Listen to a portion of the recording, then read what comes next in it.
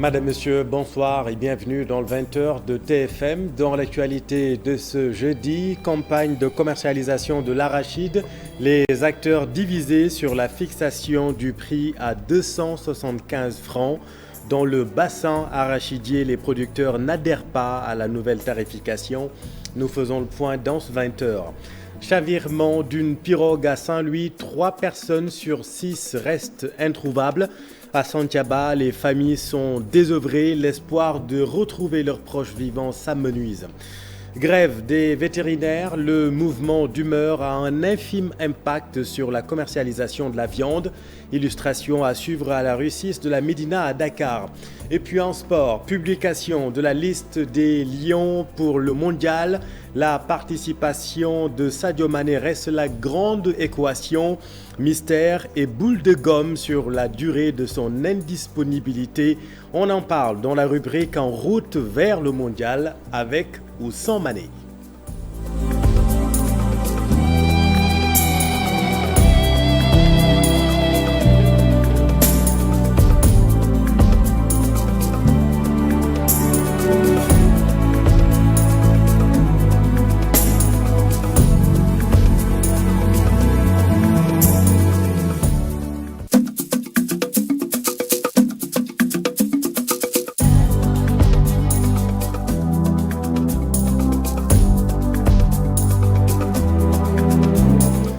« 275 francs CFA, c'est le prix du kilogramme de l'arachide homologué par l'État, soit une hausse de 25 francs par rapport à la dernière campagne de commercialisation de l'arachide. Dans le bassin arachidier, ce nouveau prix n'enchante pas tous les acteurs. Voyons tout cela avec Ousmane Dem et Falikaï. Nous parewuñu jaay 275 état déclaré puisque enragé wuñu ci benn côté. La déception est la chose la mieux partagée du côté des agriculteurs à l'annonce du prix de l'arachide en vue de la présente campagne de commercialisation. Ñu ci ay nak pexé yo xamné wax deug yalla suñu gerte mënuñ ko jaayalo. Nous n'allons pas vendre notre arachide à ce prix-là. Nous comptons organiser une marche jusqu'à Dakar pour nous faire entendre. La baykat yi ñu doxé Saloum gi ba bir Dakar. Du côté des opérateurs économiques, on relativise. Selon eux, tout dépend du marché mondial. Ce n'est pas nous qui déterminons les prix. Ce n'est pas nous, c'est le Seigneur et le gouvernement. Moi, j'aurais souhaité que le prix d'arachide coûte 1000 francs. Mais ce n'est pas possible. Il faut tenir compte du marché mondial et des canabas qu'on trouve. Si on avait fixé les prix à 500 francs, les huiliers n'allaient pas acheter. Parce qu'ils ne pourraient pas vendre leur huile à l'extérieur. Il faut tenir compte du marché mondial qui se trouve à Rotterdam. La peur des agriculteurs s'explique par les prêts bancaires qu'ils ont contractés. Nous sommes dans le tourment. Avec ce prix, on ne va pas s'en sortir car nous avions fait des prêts au niveau des banques.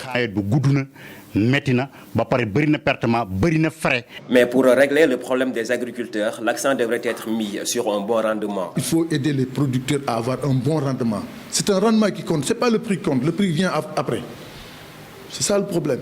Il faut régler le problème de rendement de tous les producteurs, qu'il s'agisse de l'arachide, du mil et d'autres spéculations.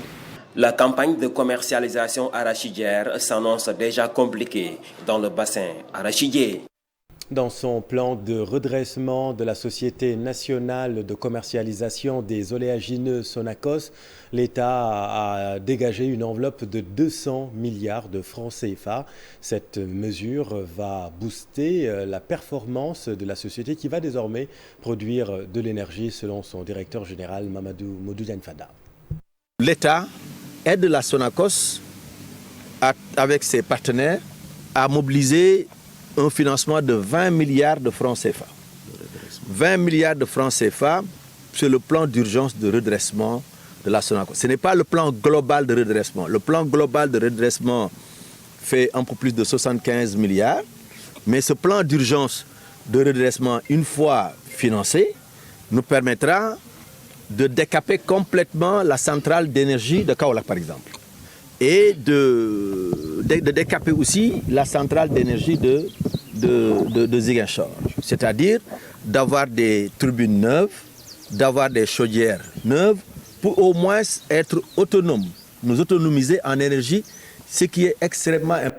Un plan de redressement de 20 milliards et non pas 200 milliards. Vous avez donc rectifié de vous-même.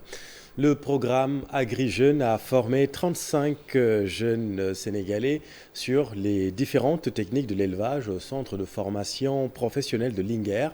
La cérémonie de remise des attestations et des contrats de financement s'est tenue en présence du préfet de Linguère qui s'est réjoui du bon déroulement de la formation. Mamadou Moustapha Ndiaye et Sidi Thiam. Dans le cadre du projet d'appui à l'insertion des jeunes ruraux agripreneurs, AgriJeunes Tekki Ndaw Ñi, 35 jeunes issus de différentes localités ont été formés dans les différentes techniques de l'élevage. Aujourd'hui, on s'est réunis au centre de formation professionnelle de Linguère pour procéder à la remise des attestations et des notifications de financement des jeunes qui ont été sélectionnés et formés. Donc ces jeunes-là ont reçu aujourd'hui leur attestation de formation, mais aussi leur notification de financement. La formation, c'est une formation, pour cette cohorte-là, c'était une formation en embauche ovine, n'est-ce pas? Et aussi une formation en entrepreneuriat. Le financement, on l'appelle chez nous le capital de démarrage, c'est le K7, capital de démarrage. C'est une subvention du projet qui s'élève à 400 000 francs. Après avoir reçu leurs attestations, ces jeunes déjà bien outillés recevront des financements pour devenir de futurs entrepreneurs. Nous avons eu à être formés ici dans plusieurs domaines de l'élevage, notamment dans le suivi sanitaire, dans l'alimentation également. Vraiment, c'est une première pour nous et nous apprécions vraiment cette politique d'emploi. Nous n'attendons que la subvention. Si elle nous est acquise, nous allons démarrer nos activités. Venu présider la cérémonie de clôture, le préfet du département de Linguère s'est réjoui du bon déroulement de la formation et s'est dit optimiste quant à la réussite des futurs entrepreneurs. Donc cette formation a été clôturée par la remise des attestations, mais également par la remise des notifications de financement. Donc c'est l'occasion de féliciter le coordinateur, le chef d'antenne du projet, mais également le directeur du centre qui a accueilli cette formation. Remercier et féliciter également les récipiendaires qui ont fait preuve de patience pour que la formation se déroule dans d'excellentes conditions. Les récipiendaires satisfaits de la formation de qualité reçue nourrissent beaucoup d'espoir de voir leur future entreprise prospérer. Merci Moustapha. Les sociétés minières implantées à Thiès ont dépensé plus de 715 milliards de francs CFA pour l'achat de matériel à l'étranger. Annonce faite à l'occasion d'un atelier régional sur les achats locaux. Le gouverneur de Thiès invite les entreprises minières à mieux prendre en compte leurs responsabilités sociétales. Compte rendu, Cheikh Anta Diop Seylatir.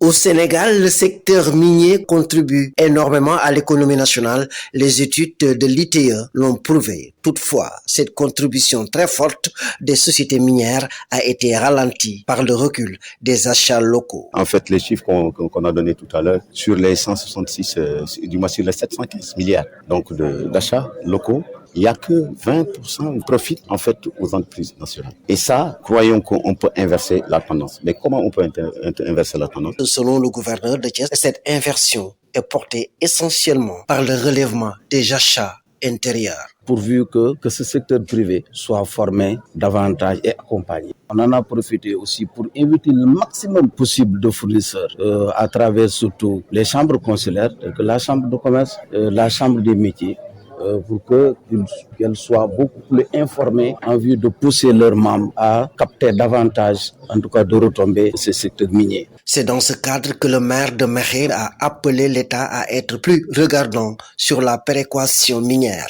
On nous a envoyé d'ailleurs l'arrêté ministériel pour le partage des péréquations minières. Et donc l'argent est là. Mais 6 ans dans un État comme le Sénégal, et ne parvenons pas à recevoir les ressources qui nous sont allouées pour appuyer le développement local et participer à l'amélioration des conditions de vie des populations. Ça pose problème. Selon le gouverneur de Thiès, les mécanismes sont mis en place pour que les collectivités territoriales d'accueil et fournisseurs puissent bénéficier des retombées.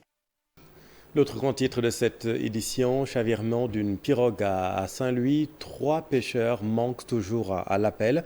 À Santiapa, l'espoir de retrouver ces 3 personnes s'amenuise. Les pêcheurs dénoncent en revanche une absence des autorités régionales dans les efforts de recherche.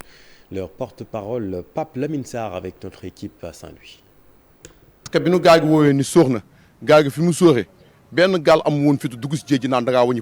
La pirogue a chaviré au cours de l'embouchure et aucune autre pirogue ne pouvait sauver les pêcheurs. Moi-même, j'ai appelé le service des pêches, mais les agents n'ont rien fait pour nous aider.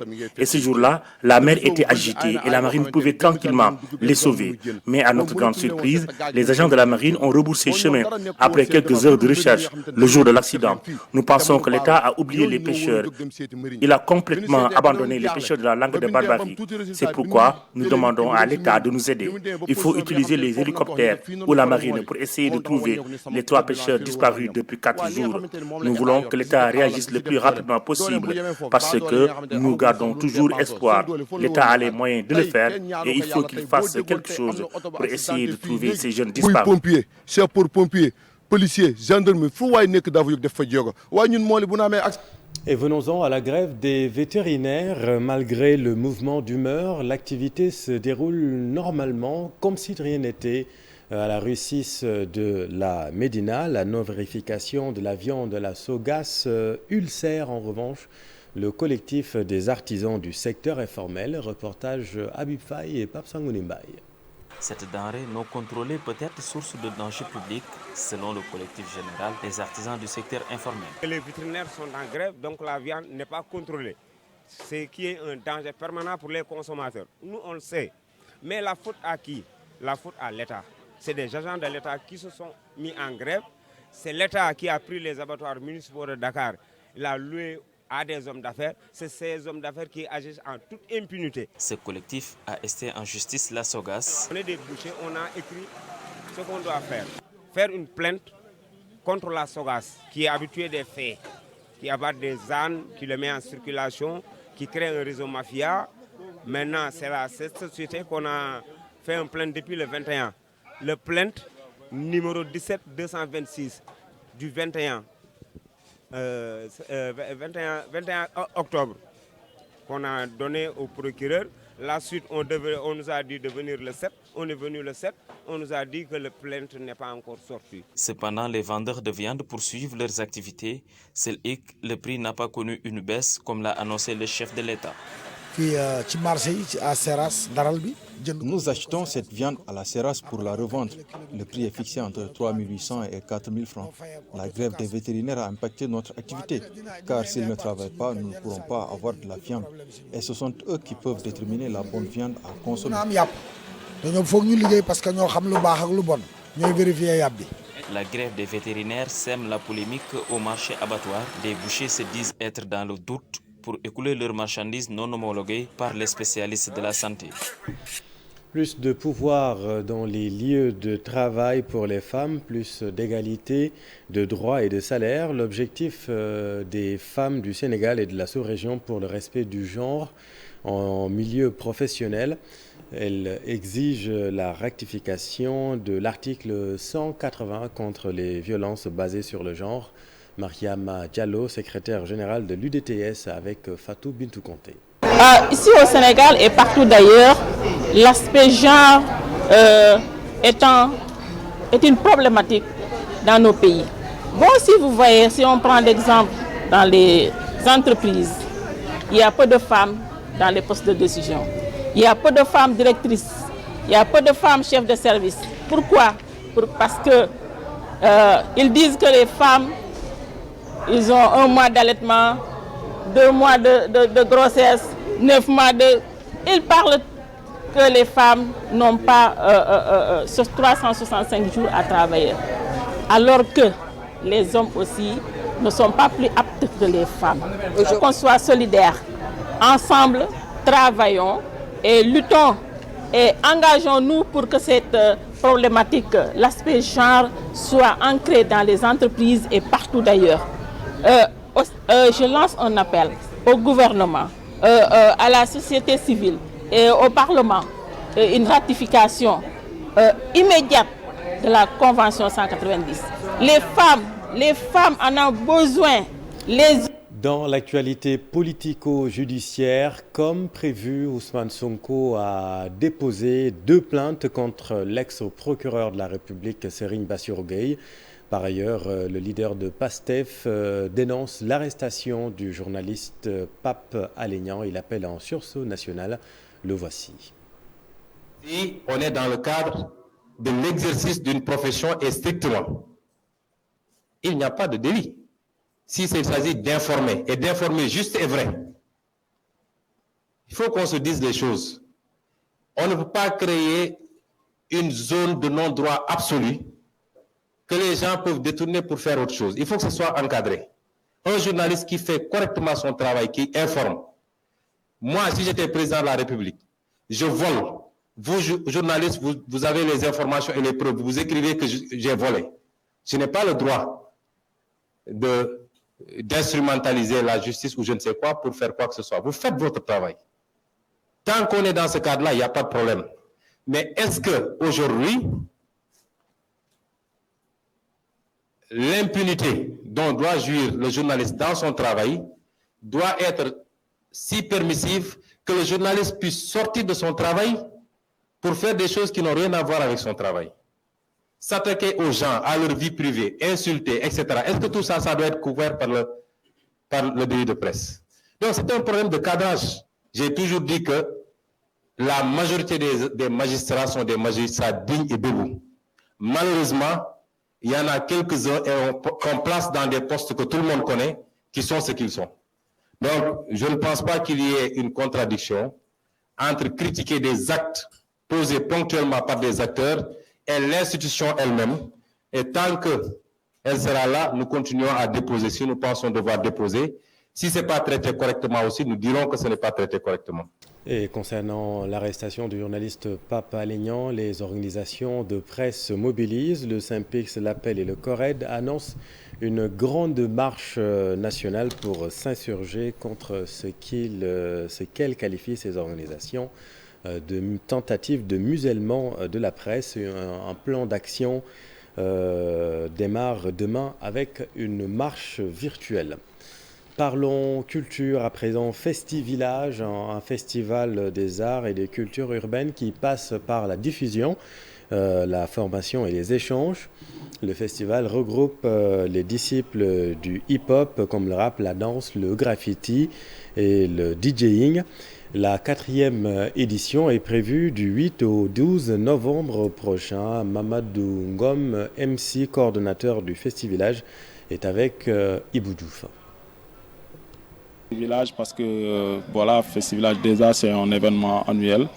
C'est quand même un événement pour promouvoir les cultures urbaines au niveau de Ouakam et aussi donner de la chance à nos jeunes frères qui sont là par des formations, par des renforcements de capacités. On a des ateliers de formation sur la photo et vidéo et sur le marketing musical, sur le MAO, le beatmaking et sur le DJing aussi. Donc il y aura aussi un spectacle de DJ uniquement pour les DJ qui vont faire des mix et tout, en hommage à notre frère DJ Paul qui est décédé il n'y a pas longtemps. Et aussi il y aura aussi un spectacle de danse. Bon, j'attends que tous les Wakamois et les Wakamoises viennent assister et tous les jeunes puissent bénéficier de ces formations parce que des fois, on a tendance à se lamenter qu'on n'a pas assez de formations qu'on nous propose, qu'on n'est pas imprégné par rapport aux activités. Mais aujourd'hui, l'occasion se présente. Et c'est à eux de prendre ça comme un chef-d'œuvre, de dire, OK, nous, on a des gens qui pensent à nous, qui amènent des formateurs de qualité pour nous. On va en bénéficier, faire des choses pour nous-mêmes et après, pouvoir servir encore le festival qui va proposer d'autres formations, etc. Et venons-en à notre rubrique Les bonnes feuilles de la rédaction. On s'intéresse ce soir à l'ouvrage de Lamine Sarr, intitulé « L'intelligence économique au service des territoires du Sénégal ». Dans ce livre, l'auteur tente de démontrer que face aux nouveaux défis, la maîtrise du territoire devient une priorité pour les décideurs publics. Compte rendu, note de lecture plutôt, Ibou Diouf. Un ouvrage qui traite d'un concept naissant. L'auteur évoque des principes qui s'appliquent au niveau du territoire dans le but d'améliorer la compétitivité. Lamine Sarr parle ainsi de l'intelligence économique. L'intelligence économique, c'est un processus itératif, si vous voulez, de recherche, de collecte, d'analyse et de traitement de l'information pour un but assez défini qui est la diffusion de l'information stratégique justement pour la prise de décision. Donc en gros, ce sont ces éléments-là qui définissent l'intelligence économique. Une production littéraire qui permet aux lecteurs de mieux comprendre l'intelligence économique en tant que concept et ses implications. Alors, dans cet ouvrage, je l'ai justement expliqué à travers la notion de territoire. Donc, son applicabilité, si vous voulez, sur le territoire, c'est-à-dire que comment identifier les forces, les faiblesses, les opportunités, les menaces qui sont liées au territoire du Sénégal, si vous voulez. Et quand je parle de territoire, je parle justement des territoires physiques, des territoires atmosphériques, des territoires extraterritoriaux aussi, sans bien sûr oublier les territoires virtuels. Lamine Sarr, parlant de l'accès à l'information et au développement des technologies, tente de définir le sens de l'intelligence économique à travers cet ouvrage. Cet ouvrage est destiné à tous les Sénégalais tout d'abord, si vous voulez, parce qu'il s'agissait pour moi en tant que Sénégalais de participer au développement de mon pays à travers l'écriture, à travers aussi ce désir, si vous voulez, d'échanger, de partager une idée qui serait peut-être reprise par d'autres personnes sur un nouveau paradigme de lecture par rapport au modèle de développement que nous sommes en train d'embrasser. Ce travail de recherche sur l'intelligence économique matérialise également la passion de l'auteur pour la littérature. Parce qu'il y a de ces choses qu'on n'arrive pas justement à expliquer juste avec le verbe. Il faut asseoir les mots. On a, si vous voulez, une société où parfois on peut avoir une opinion ou des idées par rapport à certaines problématiques. Mais on échange juste comme ça, de façon verbale, sans pour autant les asseoir. Un livre qui a permis à Lamine Sarr d'évoquer aussi l'intelligence territoriale. Le but est d'identifier de manière exhaustive les forces, les faiblesses et les opportunités de notre espace avec un programme adapté pour le Sénégal.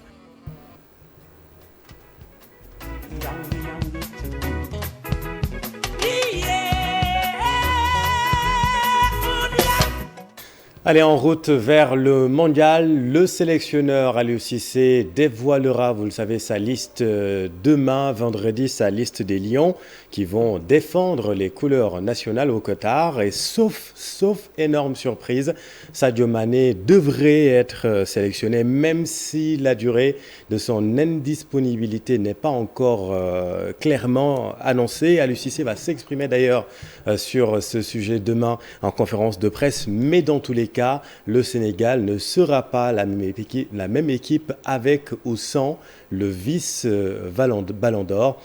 Voyons tout cela avec, c'est l'avis en tout cas du journaliste Mamadou Koumé que nous écoutons. Sadio Mané, ça va être compliqué pour l'équipe nationale du Sénégal parce qu'on sait le rôle que Sadio Mané joue dans cette équipe. C'est à la fois un leader technique et un leader moral même. C'est 92 matchs qu'il a déjà joué. 40% des buts proviennent pratiquement de Sadio Mané. Soit il est le buteur ou bien il est le passeur, c'est lui qui conçoit les actions. L'aspect économique, c'est très important. Regardez dans le pays, dans la ville, toute cette activité commerciale autour de Sadio Mané. Regardez les affiches. Je crois qu'il y a quelques annonceurs là qui avaient commencé à travailler avec Sadio Mané, avec la proximité de la Coupe du Monde et tout ça. Bon, ils vont retrouver une équipe du Sénégal sans Sadio Mané, donc il y aura forcément un impact.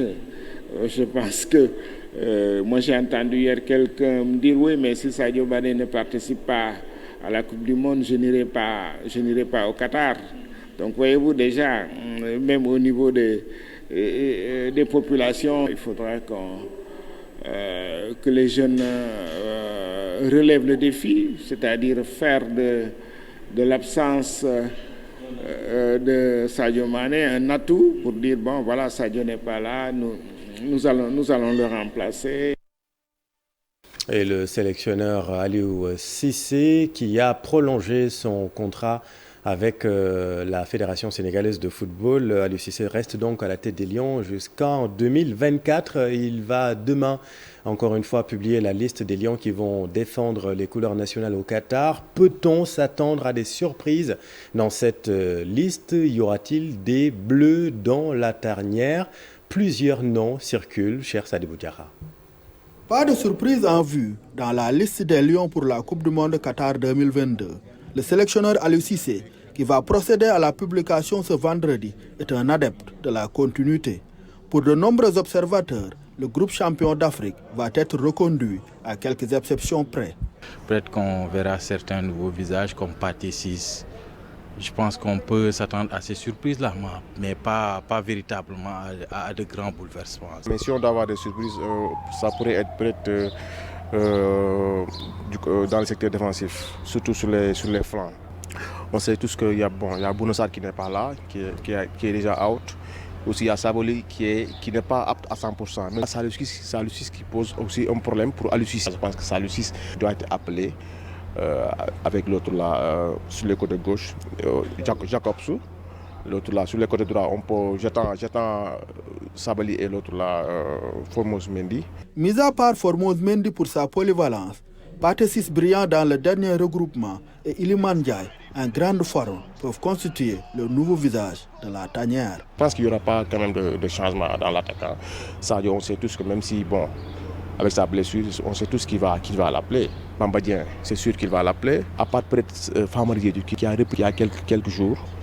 Les autres, à mon avis, ça va quand même. On ne doit pas s'inquiéter. Moi, beaucoup parlé d'un milieu de terrain de plus en plus vieillissant, Gana Gueye, Cheikhou Kouyaté. Je pense que Pathé Ciss a une carte à jouer et qu'Aliou Cissé, au vu de ce que le gosse a apporté durant les derniers matchs de préparation, je pense qu'il va sélectionner Pathé Ciss. L'attaque, beaucoup de Sénégalais attendraient peut-être Iliman Ndiaye, qu'il vienne en Coupe du Monde, surtout qu'il est en bonne forme ces dernières semaines-là.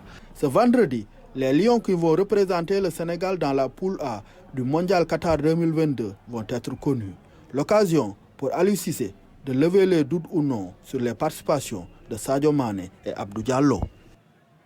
Merci cher. Et après le groupe du Sénégal, place au groupe H avec le Ghana, autre représentant de l'Afrique au Qatar, les Black Stars, pour leur 4e participation, visent le dernier carré, une poule qu'ils partagent avec le Portugal, l'Uruguay et la Corée du Sud. Présentation de ce groupe avec Ibrahima Kane.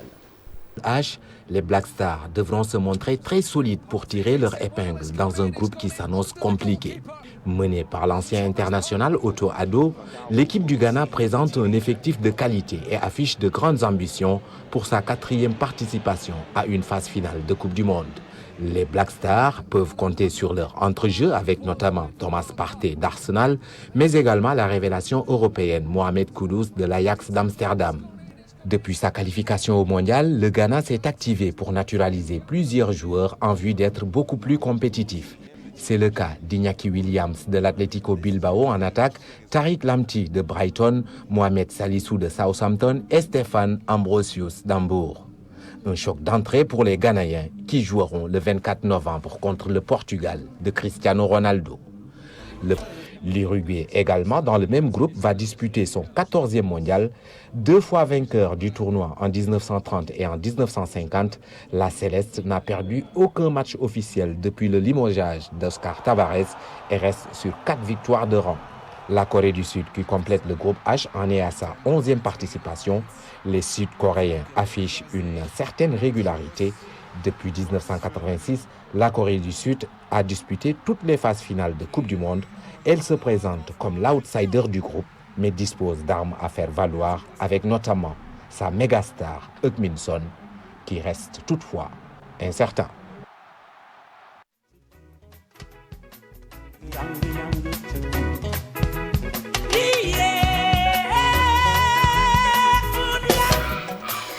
Allez, fenêtre sur le monde, l'actualité internationale, c'est le récit de Daniel Diouf. En République démocratique du Congo, 2 députés de l'opposition ont été entendus par une commission parlementaire.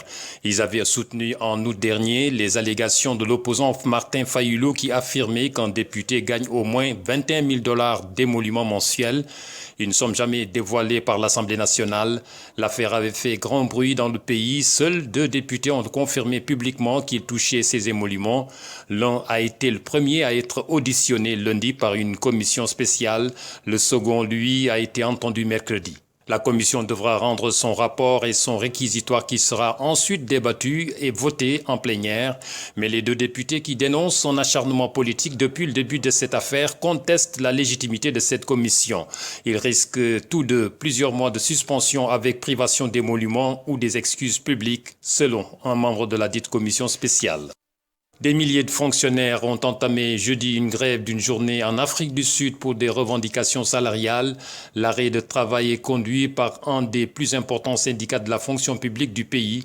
Il regroupe quelques 235 000 adhérents. À l'origine du conflit, l'annonce faite la semaine dernière par le ministre du Travail d'augmenter de 3% les salaires alors que les syndicats demandaient 6,5%. L'Iran a affirmé ce jeudi avoir fabriqué un missile hypersonique capable de traverser tous les systèmes de défense antimissiles, ce qui a suscité l'inquiétude de l'Agence internationale de l'énergie atomique. L'annonce de Téhéran survient au moment où les négociations sur le programme nucléaire de l'Iran sont au point mort. Le missile hypersonique, une arme manœuvrable, évolue à des vitesses supérieures à 6000 km à l'heure, soit 5 fois la vitesse du son, avec la particularité de voler à basse altitude dans l'atmosphère, ce qui rend leur trajectoire difficilement prévisible et leur interception difficile. Et puis ces images du roi Charles III et la reine consort Camilla à New York mercredi pour une visite et l'inauguration d'une statue de sa défunte mère Elisabeth II, alors que le couple a fait une pause pour saluer la foule présente à leur côté. Un fait désagréable s'est produit. Un homme dans la foule a tenté de leur lancer des œufs avant d'être maîtrisé. Une situation qui, en aucun cas, n'a bouleversé la sérénité du roi. Merci Daniel, c'est la fin de cette édition. Merci de l'avoir suivi. On file à Soir d'Info avec Binta Diallo et son invité ce soir, M. Mamour Cissé. Restez avec nous, vous êtes au bon endroit. Bonne soirée.